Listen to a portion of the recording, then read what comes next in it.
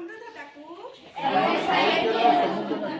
ସକ୍ରିୟ ଭାବରେ ପ୍ରୋତ୍ସାହିତ ଏବଂ ପାଳନ କରିବାକୁ ପ୍ରତିଜ୍ଞା କରୁଛି।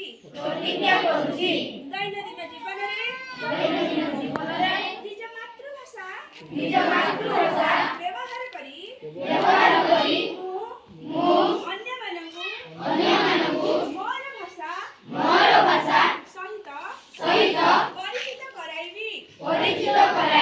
କାହାଣୀ କବିତା ଏବଂ ପରମ୍ପରାର ଆଦାନ ପ୍ରଦାନ ମାଧ୍ୟମରେ